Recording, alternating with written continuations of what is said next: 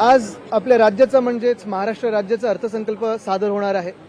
दुपारी 2 वाजता अर्थमंत्री हा अर्थसंकल्प सादर करतील।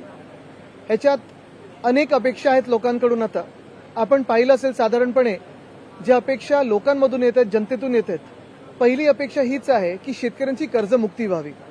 तीही आधी जशी फडणवीस साहेबांनी केली होती, जी फसवी होती, तसं नाही। उद्धव बाळासाहेब ठाकरे ह्या व्यक्तींनी जसं मुख्यमंत्री असताना कुठचीही निवडणूक समोर नसताना कर्जमुक्ती जाहीर केली होती आणि 3 महिन्यात पूर्ण करून दाखवली होती, एका बोटावर एका दाखल्यावर। अशीच कर्जमुक्ती शेतकऱ्यांची आम्हाला अपेक्षित आहे। दुसरी गोष्ट म्हणजे लाडकी बहीण, बहुचर्चित हा विषय झालेला आहे, चर्चा खूप होते याच्यावरनं। पण लाडकी बहीण जेव्हा विषय येतो, अर्थात 1,500 वरनं 2100 पर्यंत जाणार का, हा एक विषय आहेच। पण महत्वाची गोष्ट ही आहे की दिल्लीमध्ये जे भाजपने जाहीर केलं होतं की 2500 रुपये आम्ही लाडक्या बहिणींना देऊ, मग दिल्लीमधल्या लाडक्या बहिणी आणि महाराष्ट्रामधल्या लाडक्या बहिणींमध्ये नेमका फरक काय आहे हा देखील आम्हाला समजून घ्यायचा। म्हणून जर 2100 होत असेल आणि 2500 नसेल होत, ते अर्थमंत्र्यांनी आम्हाला समजून सांगितलं पाहिजे की दिल्लीमधल्या लाडक्या बहिणी आणि महाराष्ट्रातल्या लाडक्या बहिणींमधला भाजपसाठी काय फरक आहे, काय अंतर आहे। आम्हाला हेच अपेक्षित आहे की लाडक्या बहिणी ज्या याद्या निवडणुकीच्या पूर्वी होत्या तशाच्या तशा याद्या कुठचाही कट न लागता त्याच्यावर सगळ्यांना सरसकट 2500 रुपये त्यांच्या खात्यात गेले पाहिजेत। आणि फक्त आजपासून नाही, तर जो गेल्या 3-4 महिन्यांचा बॅकलॉग आहे, जेव्हापासून ह्या सरकारची शपथविधी सोहळा झालेला आहे त्या दिवसापासून झालं पाहिजे। ह्या 2 मला वाटतं सगळ्यात महत्वाच्या आहेत। तसंच जर पाहायला गेलं तर मुंबईला काय मिळणार, अर्थात मुंबई सकट पुणे असेल, ठाणे असेल, नाशिक असेल, शहरी भाग आणि ग्रामीण भाग हे आम्ही पाहत असतो। तिथे काय काय आपण महाराष्ट्रात अपेक्षित करतो हा एक विषय आहेच। पण मुंबईसारख्या शहरामध्ये ज्या मुंबईला केंद्र सरकारमधून काही मिळालं नाही, केंद्र सरकारच्या अर्थसंकल्पातून काही मिळालं नाही, जसं महाराष्ट्राला पण काही मिळालं नाही, पण ह्या मुंबईसाठी ज्याची राज्य सरकारची ह्या मुंबईकडे थकबाकी 16,000 कोटी आहे, ती थकबाकी आज रद्द होणार का, ते सगळे पैसे मुंबई महानगरपालिकेला देण्यात येणार का, हा देखील एक सवाल आहे। कारण एका बाजूला आपण पाहतोय ज्या साखर कारखान्यांना, राजकीय लोकांच्या, त्यांच्या आजूबाजूच्या राजकीय नेत्यांच्या साखर कारखान्यांना हजारो कोटी आहेत द्यायला, मग मुंबईसारख्या शहराला जी थकबाकी असून राज्य सरकारची आहे ती का नाही पूर्ण करतायत। मुंबईला जे देणं लागतं राज्य सरकार, मुंबई महानगरपालिकेला देणं लागतं, ते का नाही देऊ शकत राज्य सरकार, हा देखील एक प्रश्न उपस्थित होतोच।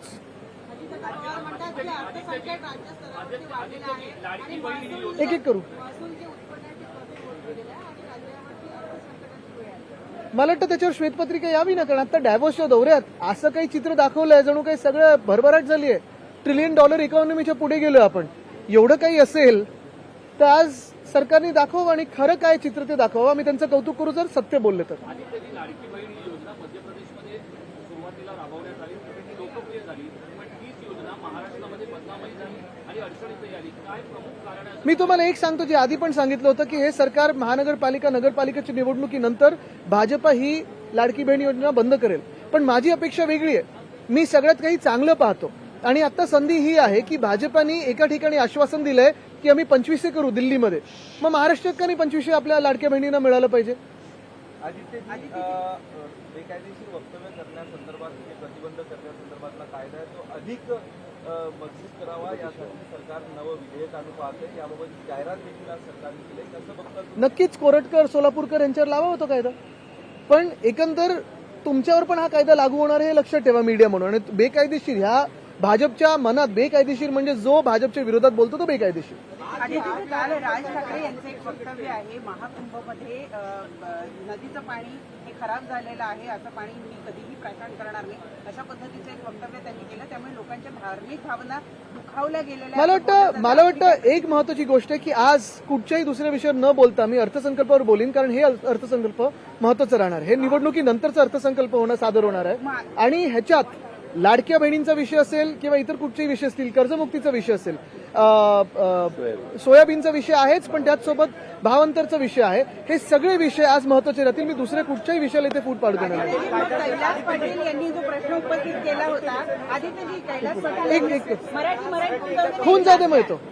कैलास पाटील यांनी प्रश्न उपस्थित केलेला होता की बळीराजा मोफत वीज बघा आमचा आवाज एवढा होती, ती योजना जी आहे ती फसवी आहे असं त्यांचं म्हणणं आहे. कारण शेतकऱ्यांना अजूनही लाखो रुपयांची बिलं येतात. त्यांनी नुसतं म्हणून नाही दाखवलं, त्यांनी ते बिल दाखवलं ज्याच्यात आता आधी 0 रकमेचं बिल येत होतं, आता त्याच्यात बिल यायला लागलंय. आणि हेच आम्ही सांगतोय की भाजपचं सरकार, हे जे महायुतीचं सरकार, ते महाझुटीचं सरकार आहे. कारण हे खोटं बोलून निवडणुका ईसीच्या म्हणजे इलेक्शन कमिशनच्या आशीर्वादाने जिंकलेल्या आहेत. बहुत सारी अपेक्षाएं हैं. ये सरकार चुनाव के आशीर्वाद से जो जीत के आई है, बहुसंख्यक की सरकार है और इसी सरकार से 2-3 अपेक्षाएं मैं रखता हूं. पहली अपेक्षा ये है कि सारे किसानों का कर्ज मुक्त किया जाए, उनको कर्ज मुक्त किया जाए जैसे हमारी सरकार ने, उद्धव बाळासाहेब ठाकरे हमारे जो मुख्यमंत्री थे उन्होंने किया था, किसी भी चुनाव के सामने या किसी चुनाव को सामने न रखते हुए किया था. वैसे ही आज जब चुनाव इस राज्य में नहीं है, देवेंद्र फडणवीस जी कर्ज मुक्त करके दिखाए सारे किसानों को. दूसरी अपेक्षा यही है कि जैसे दिल्ली में 2500 मिलने वाले हैं लाडली बहना को, तो क्या दिल्ली की बहना महाराष्ट्र की बहना से अलग है? पहले तो 2100 नहीं 2500 रुपए मिलने चाहिए हर एक लाडली बहना को, उस लिस्ट को कट नहीं लगना चाहिए. और तीसरी चीज यही है कि जब से चुनाव हुए उस दिन से अभी तक का जो बैकलॉग है वो भी आए उसमें.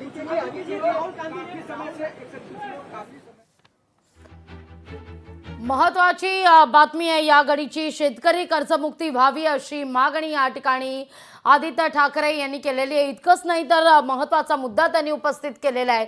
2100 रुपये जर राज्यातल्या महिलेकरता सरकार विचार करत असेल तर दिल्लीत 2500 रुपये दिले जात आहेत लाडक्या बहिणींना. मग राज्यातल्या आणि दिल्लीतल्या महिलांसंदर्भात, लाडक्या बहिणींसंदर्भात सरकारची अशी वेगवेगळी भूमिका का, हा सवाल या ठिकाणी आदित्य ठाकरे यांनी उपस्थित केला आहे. लोकशाही मराठी ऐका, पहा, जागरूक रहा.